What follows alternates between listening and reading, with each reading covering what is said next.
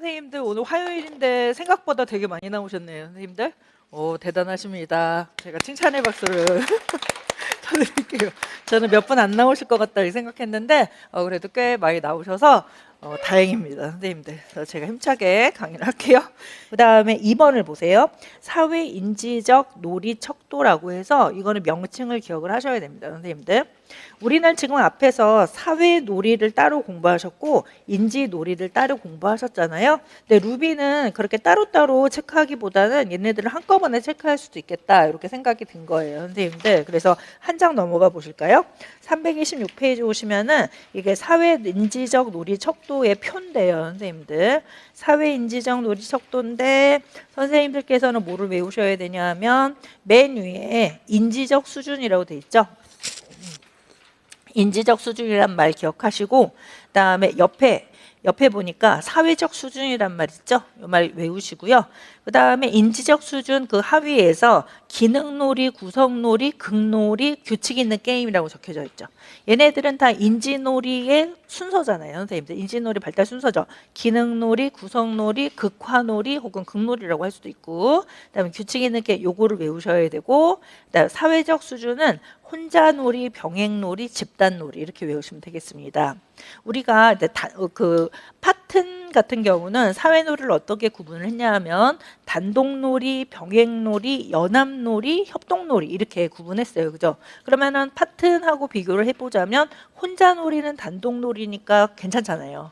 그 다음 병행놀이는 파튼하고 똑같잖아요. 선생님들. 하지만 집단놀이는 좀 다르죠. 파튼은 뭐라고 했어요? 연합놀이하고 협동놀이 두 가지를 이야기했는데 하지만은 이거 루빈이 얘기한 거거든요. 루비는 연합놀이하고 협동놀이의 구분을 하는 거는 매우 어렵기 때문에 연합놀이, 협동놀이를 합해서 그냥 집단놀이라고 자기는 이야기하겠다 이렇게 얘기를 했거든요. 그래서 맨 아래가 집단놀이가 된 거예요. 선생님들. 그래서 요 용어를 기억을 하시면 되겠습니다. 그래서 혼자놀이, 병행놀이, 집단놀이.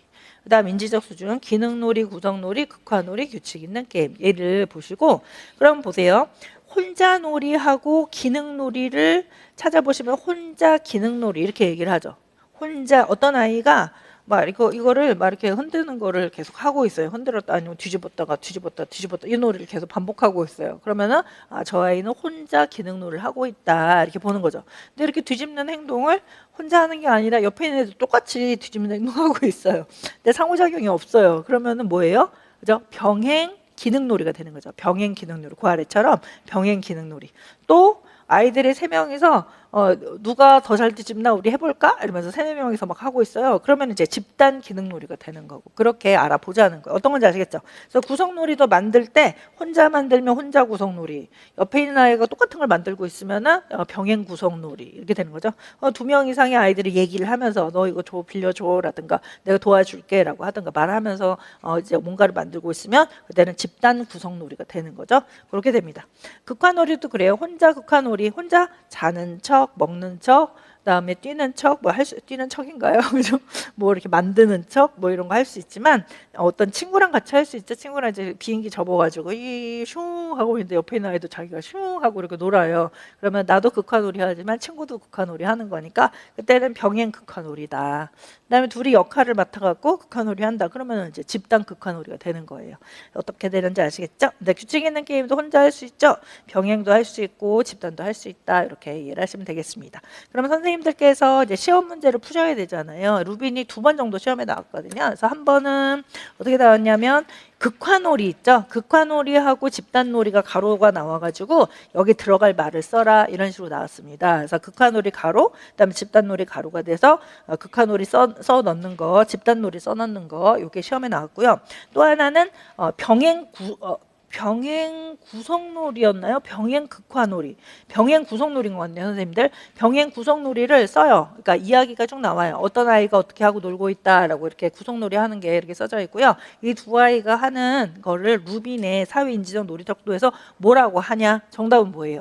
병행 구성놀이 이렇게 쓰는 거 하고 또 하나는 그거를 설명해라. 왜 그러냐라는 걸 나왔거든요. 그러면은 설명할 때는 병행놀이의 특징을 쓰고 구성놀이의 특징을 쓰는 거죠, 선생님들. 병행놀이는 뭐였어요? 같은 공간, 같은 시간에 같은 놀이감을 가지고 같은 놀이를 한다. 하지만은 구성놀이니까 같은 놀이, 만드는 놀이를 하고 있다. 이렇게 바꿔서 설명하시면 되는 거죠. 이런 식으로 하나는 사회놀이 수준을 설명하고 하나는 인지적 놀이 수준 설명하시면 되는 거예요. 다시 이제 앞으로 오시죠. 325페이지. 그래서 매우 중요하고 그다음에 문제 좀 내는 게 좀 재미있어요. 루빈 같은 경우는. 그렇기 때문에 앞으로도 또 나올 가능성도 높다. 이렇게 보시면 되겠습니다. 그래서 1번을 보세요. 인지적 수준의 놀이.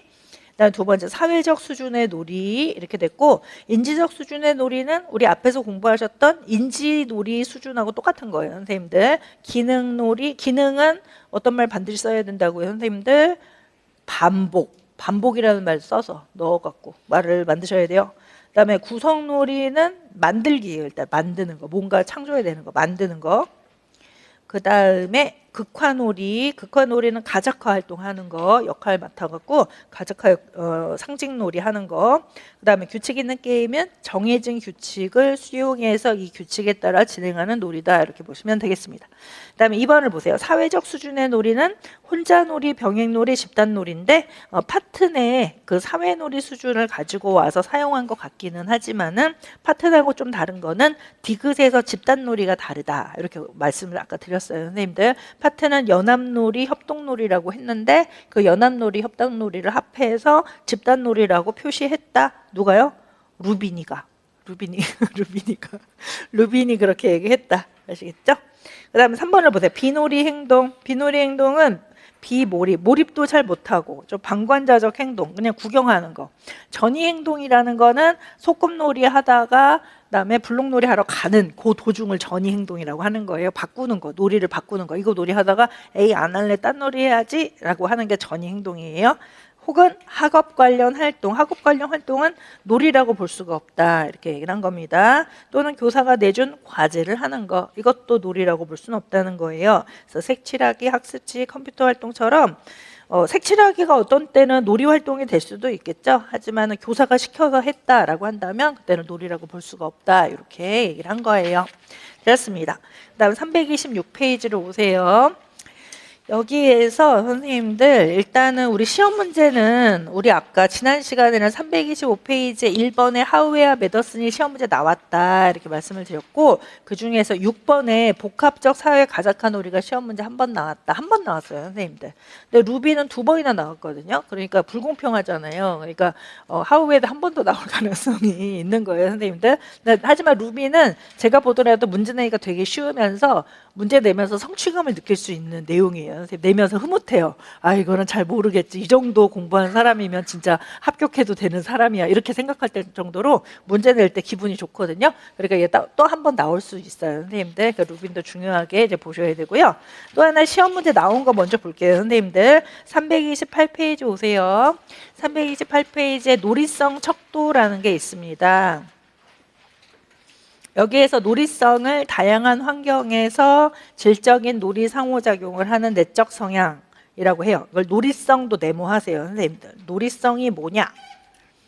그 다음에 다양한 환경에서 어떤 환경이든 간에 하여튼 간에 그다음에 질적이는 좋은 이런 의미예요, 선생님들. 좋은, 꽤 괜찮은 이거예요. 후진의 반대말이에요, 선생님들. 후진의 반대가 질적인 놀이 상호작용 이렇게 얘기를 하는 거예요. 그다음에 어떤 의미 있는 놀이 상호작용을 하는 내적 성향으로 보고 놀이성을 측정하는 척도를 개발했다. 놀이성이라는 말도 알아두세요. 놀이성이라는 거 가로놓기 한 번도 안 나왔는데 나올 가능성도 있어요, 선생님들. 그다음에 이거 누가 얘기했냐면 이 척도 누가 개발했냐면 바넷이란 사람이에요. 그래서 바네트라고도 쓰고 어떤 책에서는 바넷 두 글자로도 나올 때도 있어요. 그다음에 이렇게 이 척도는 어떻게 했냐면은 그 아래를 보시면은 놀이성 척도를 이제 보시죠. 놀이성 척도, 신체적 자발성, 사회적 자발성, 인지적 자발성, 즐거움의 표현, 유머 감각 이렇게 됐거든요. 그래서 얘네들을 외우셔야 됩니다, 선생님들. 그래서 명칭을 일단 신체적 자발성, 사회적 자발성, 인지적 자발성, 즐거움의 표현, 유머 감각이고, 이 중에서 뭐가 시험에 나왔냐면 유머 감각이 시험에 나왔습니다, 선생님들. 유머 감각 이렇게 됩니다. 근데 우리 제 책이 아테나가 좀 간단하잖아요, 선생님들. 좀 간단하게 이렇게 좀 되어져 있고, 그다음에 제 책이 좀 간단해서 어떤 부분은 좀 빠진 것도 있다 이렇게 말씀들을 많이 하시는데, 요 노리성 척도는 그때 시험에 나왔을 때 제 책에만 있었어요, 선생님들. 저만 가르쳐 드렸습니다. 그래서 우리 이거 2점으로 나왔거든요. 그래서 우리 선생님들 이거 2점 잘 맞으셔서 그때 합격도 많이 하고 이렇게 하셨거든요. 그러니까 적게 가르쳐 드리고 많이 맞추는 게 좋은 책이잖아요, 선생님들.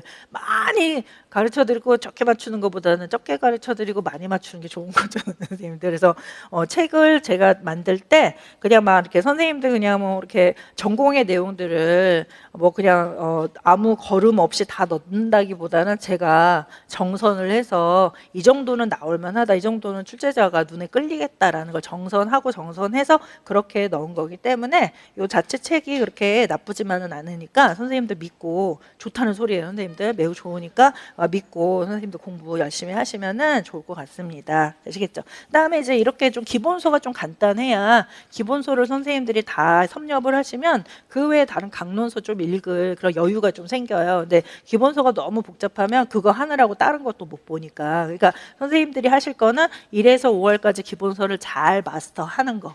근데 잘 마스터를 해도 5개념이 많거든요, 선생님들이 공부하시다 보면. 5개념이 많으니까 6, 7, 8월에 한 번 더 복습을 한 번 더 돌려야 돼요, 이 내용을. 그래서 한 번 더 돌릴 때 그때 기출문제를 같이 푸시면서 이제 문풀이 이제 한 번 더 돌리는 그런 과정이거든요. 그래서 한 번 더 돌리면 그러면 내가 좀 부족하게 알았었던 거, 왜냐하면 여기에서는 지금 진도가 계속 앞으로만 나가니까, 복습해서 나가지 않고 앞으로만 나가니까 선생님들이 요 시기엔 요것만 공부하고 요 시기엔 요것만 공부하니까 앞에 거하고 뒤에 거가 연결이 잘 안 된단 말이에요. 근데 1월서부터 5월까지 쭉 공부를 앞쪽으로 쭉 간 다음에 6, 7, 8월에 걸쳐서 앞으로 와서 다시 한번 복습을 하면은 선생님들이 끝에 한번 갔었기 때문에 앞에를 공부할 때 훨씬 더 이해가 더 잘 되면서 그때 완전 질적으로 선생님들이 다 바뀌시거든요. 그렇게 되면서 기출하고 같이 연결하면은 선생님들이 눈이 확 트이셔가지고 이제 달라지세요. 선생님들 눈빛도 딱 달라지고 이제 자신감도 완전 달라지거든요. 그러니까 그렇게 되기 위해서는